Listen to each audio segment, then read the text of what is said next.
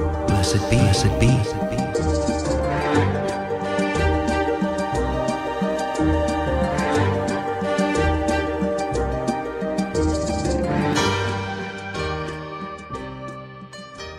Welcome.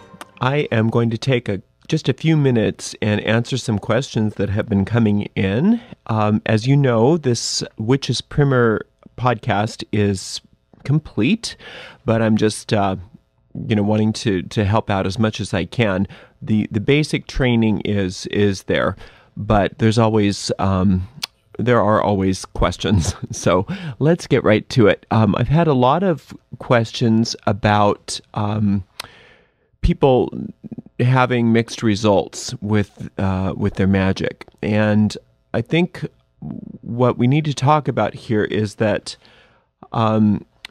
you would never, most people would never expect to go to a piano lesson and wonder why they're not playing, a Mozart piano concerto after their first lesson. And by the same token, you would never expect to go to a gym and sign up with a personal trainer and wonder why after your first few sessions you don't have a perfect body. But for some reason, when it comes to magic, we think that somehow if we do the stuff that we're told to do, that we're going to have these amazing instant results. And it's much more organic than that. It's not about flipping some kind of switch and having some major results happen. Occasionally you do have that, but that's not the norm. The norm is that you practice and you build, and over time your results become more and more I don't want to say dramatic, but stronger. And what happens is over time, if you're keeping track of what you're doing in a journal, you'll be able to go back over the years, let's say, and say, oh, I see, look at what I was doing back here, and now look at the results I'm getting over here. But very rarely does magic happen in a way that people want it to happen, like they're gonna like you're gonna find some sort of magic wand or find some sort of magic word, and it's going to be this panacea, and you don't have to put the work in. The results are quite good, but only to the degree that you put forth the work and that you build the, as I call it, the magical infrastructure for it. We've also had some questions about some rather advanced topics that I don't go into in the primer, because that's not the purpose of the primer. A Witch's Primer is a basic training in non-denominational witchcraft, and it's just there to get you started. It's possible that I will, if I get time, and that's the problem with my life, is I have very little free time, and this is obviously, podcasting is not my job. This is just something I'm doing as a service. I may come up with another type of thing, either a podcast or something similar, where we're able to do some more intermediate type topics. But before, it's so important to understand what we mean by intermediate and advanced versus beginning. A ballet dancer doesn't stop using the five basic positions of dance that they work on for so many years in their basic training in ballet. They don't just, once they become advanced dancers, it's not that they've stopped using those. In fact, they're using them more perfectly than when they were beginners. A musician doesn't stop using scales. An artist doesn't stop using colors. A mathematician doesn't stop using numbers, doesn't stop using addition and subtraction just because they get more advanced. In fact, the basics are even more important the more advanced you get. So don't think that the basics that we talk about here are something that you are supposed to graduate from. It's not that at all. The basics are always there, and it's exactly becoming more rooted in the basics is what advances you, so that you become even more adept in what you're doing. Okay, I've also had several emails from people talking about spirit contact, and that that they're having some difficulty with negative spirits trying to contact them. It's just like in the physical world, you are not under any obligation to interact with anybody that doesn't feel positive or doesn't feel good for you. And there's an ego thing that sometimes happens. I get this from time to time. Somebody will email me and say, well, I'm obviously a medium or something, and these spirits need to communicate with me, so it's my bounden duty to be of service to them. No, it's not. No, it's not. You're not here. I mean, not one of us is put on this earth in order that we be tortured by some sort of disincarnate being because somehow that's going to help them. That's just ridiculous. There's absolutely no reason for you to put up with any kind of abusive behavior, whether it's from a physical being or a disincarnate being. In fact, what I've noticed is we tend to attract that which we put out. So the types of people that you attract are the same, is the same as the types of spirits that you attract. If you approach everything with a fear-based perspective, or if you have that, what we call the pig pen syndrome, where you're always depressed and negative and complaining, that's the kind of people, and those are the kinds of spirits that you're going to attract. However, if you are very enthusiastic and helpful, and you're doing your aura cleansing on a daily basis, you're doing your orb of light, you're grounding and centering, all of those spiritual purification types of exercises that we talk about on a regular basis, then your aura will be such that it will be attracting that type of being, whether it's incarnate or disincarnate. What they call water seeks its own level. Well, consciousness seeks its own level as well. So it's very important that if you're having any kind of ickiness happening in your life, whether it's with coworkers or parents or disincarnate spirits or anything like that, the first thing to look at is your own aura, and your aura reflects your own attitudes. So, but luckily for us, we have very easy, quick ways that we can purify ourselves of these emotions and these thoughts and these energies from our auras, and that comes from just those simple exercises that we describe in the first one or two classes in this series. So, I would recommend and encourage you to, if you're having any kind of difficulty attracting negativity in your life, whether it be in the form of a spirit or whatever, that you focus more of your attention on your own spiritual hygiene. And if that doesn't work, then we can talk about some more advanced maneuvers such as exorcism and things like that. But rarely are you going to need something like that. Usually the basic spiritual hygiene will take care of these things. Again, also, don't forget my admonition that I think that therapy is good for us when we're in the craft. I think that psychologically it's very easy for us to become delusional as to what's really going on. And I'm not saying that having interaction with spirit beings doesn't happen. Of course it does, because I mean I do it on a daily basis. I'm very aware that is true.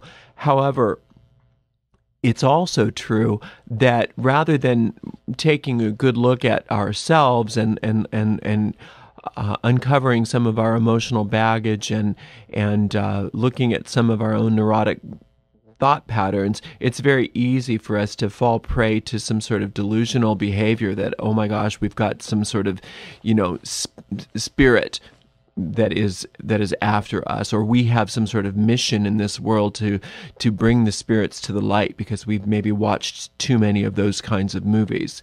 Now, again, I'm not saying that doesn't exist, but if you are not at the point at which you are able to ground your own energy and create results magically for your own self and get your own spiritual house in order, you have absolutely no business trying to help other people in such advanced situations as becoming unstuck and getting spirits from being earthbound and moving into their next incarnation. That's not your lot in life.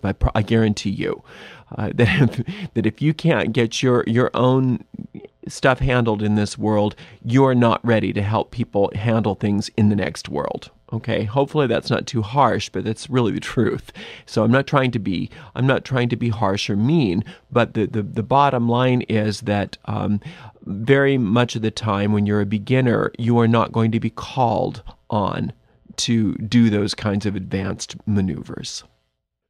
Okay, I've also had several questions about where to go for a denominational training in the craft, and there's a lot of traditions. There's a ton of traditions. I mean, I'm a member of a tradition. I have a whole podcast on the DCW if you're interested in what I do. But they're all over the place. There's Gardnerians, there's Alexandrians, there's all kinds of people out there. What I would be very clear on before you get involved in studying the religious side of the craft and working with a group or a coven is you want to get very grounded in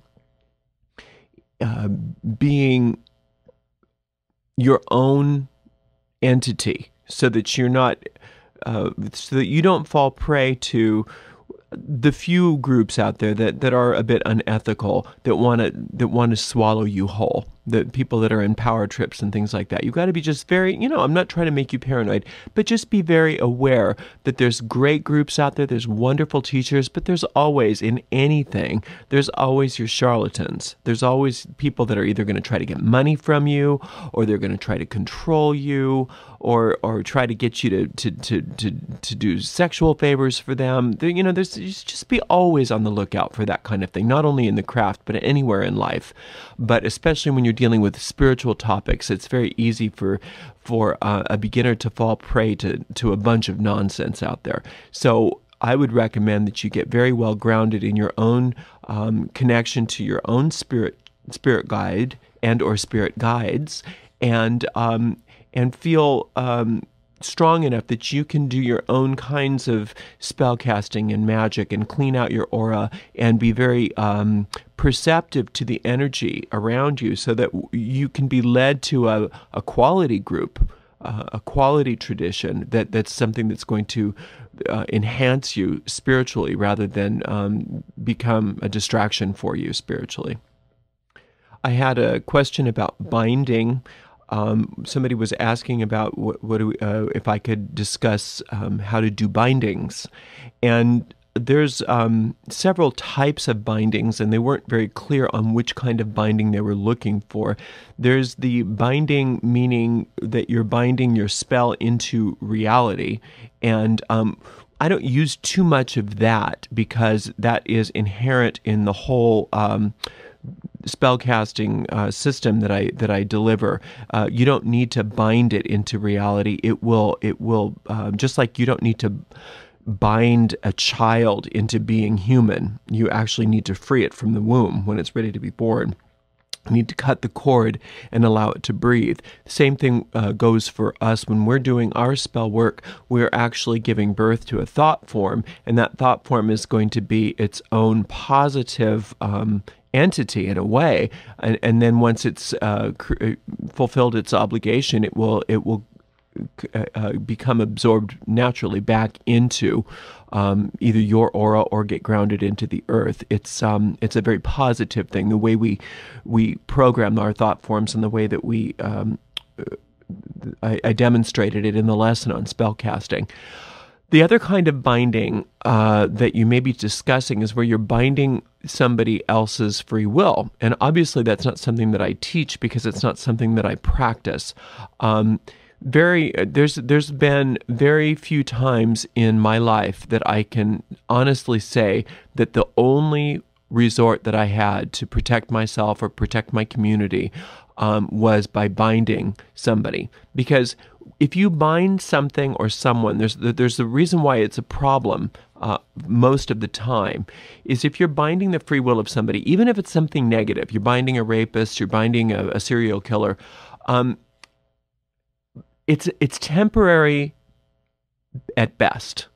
Because when you bind something, it's always got the opportunity of becoming free.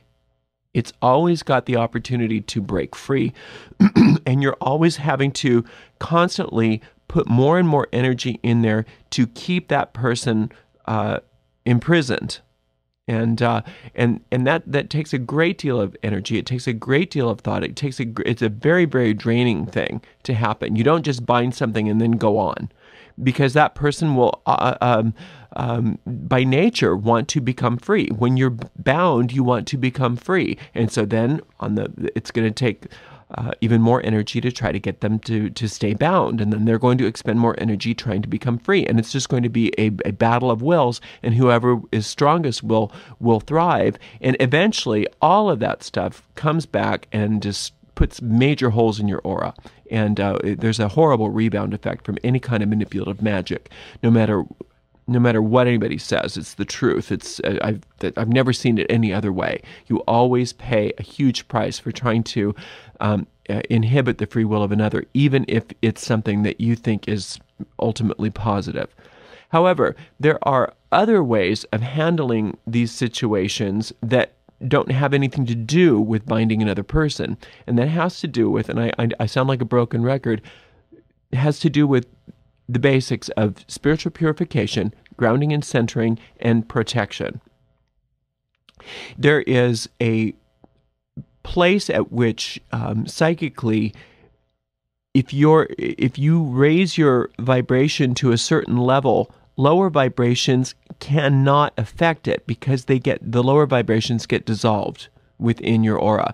Where you have the problem is where you start to match the vibrations of those around you. And that is why when, back in World War II, when the different witch covens, there were different ways of working against Hitler magically, and some of them caused great turmoil and disease in the practitioners. Those are the ones that were trying to bind Hitler. They were trying to bind Hitler. The other ones, the covens that didn't have that issue, were the ones that were raising cones of power to disperse the dark energy within the bright light. So the same thing happens with us. If we've got an entity or a person within our midst that is wreaking havoc on us, it's not that it's always wrong to bind the behavior. Sometimes it is appropriate, but ultimately what we want to do is we want to eradicate that energy from our aura completely. And the way we do that is by doing our spiritual work, our spiritual purifications, our aura cleansings, our groundings and centerings, and our protection type magic. A true protective magic is a part of a spiritual hygiene that is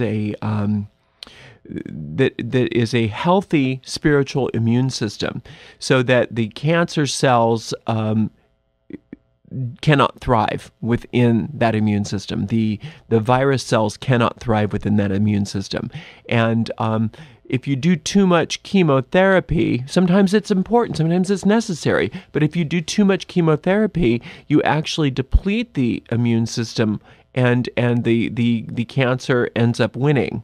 And we know that ultimately everybody dies. If the cancer wins, the cancer loses too, because the host is gone too, so it cannot thrive. So, but the same thing happens when we're dealing with negative people. Sometimes there is an indication where we have to temporarily bind the behavior until we can fix the cause. Yes, but that is not the appropriate topic for a beginning witchcraft class, because bindings are intermediate at best, because there is so much going on. There's so much going on. I guarantee you that if you're doing the work that we've set out in a witch's primer on a daily basis, and you're doing it religiously, and you're doing it forthrightly, you will be hard pressed to need too many binding spells. Now, I'm not the kind of person that says that hexing and cursing and binding is always wrong. I'm not. I have no judgment on it. It's just not something that I will ever teach online in a beginning class like this. But I will say this, that there is there's very little, very few times in my life that I have ever seen counterattack magic be necessary and be worthwhile. So, but that's not to say that it's, sometimes everything has its place, even that. The other thing too is somebody was asking, is it possible to have more than one spirit guide? Oh, yes, absolutely. I have so many different guides that I work with on a regular basis. I have a basic spirit mentor. I have a business spirit guide. I have a music guide. I have I have a whole almost astral coven that I work with. So you can do that too, just by using the basic spirit guide meditation, and you can take that as a template, and you can meet all of your spirit coven, if you will. The idea, you could call them angels if that's more helpful to you. You could call them guides. You can call them imaginary playmates, for all I care. But they're real. They're very real entities, and they're very helpful. And it's so helpful to find help in the spirit world, because then when you're working with them, they're not working for you, you're working together on behalf of the good of the world, basically. And once you can find that kind of a relationship, you really take off. You really do take off on this stuff. There's not one person out there that's more psychic than another person. I totally disagree with that. Some people are more talented at certain types of psychism.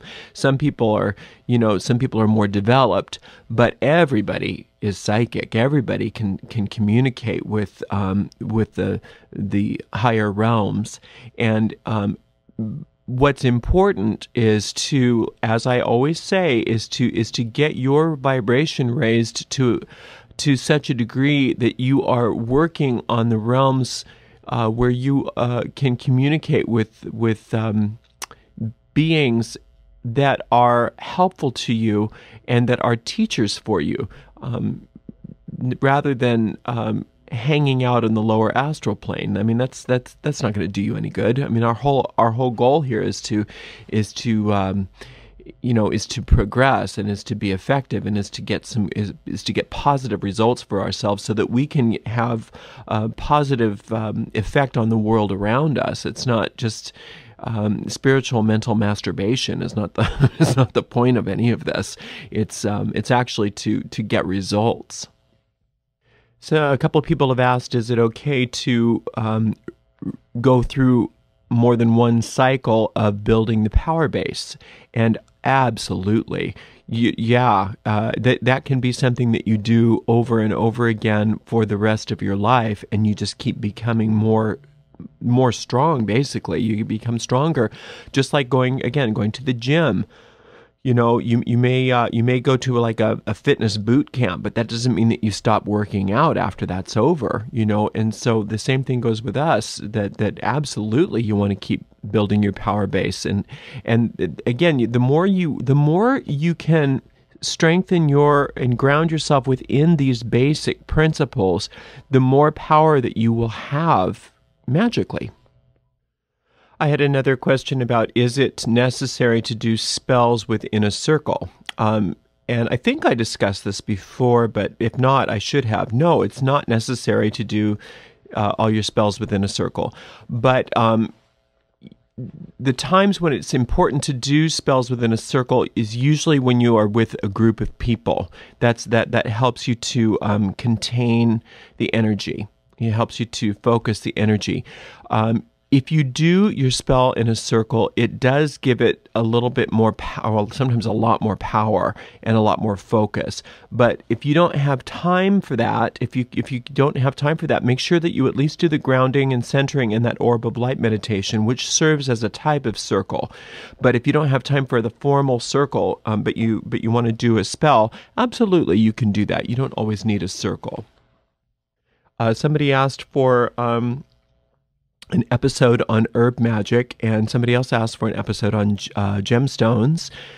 And yeah, that's probably a good idea, and I will do my best to get those up. I don't know when that'll happen, but I will definitely get some addenda up there. If you have some requests of basic witchcraft stuff that you want me to discuss, feel free to email me or put it in an instant message on the forum, and I will do my best to add it to the roster and get it up on some of the addenda podcast episodes that I will be putting up from time to time. Okay, well, it's always great to talk to you. I hope that I answered a couple of these questions. I'm sort of in between 3 different projects right now, so if I sounded a little disjointed, I do apologize. I just wanted to get something up today before I knew I wouldn't be able to do it next week because I'm just way too busy. Anyway, as always, much love and many blessings.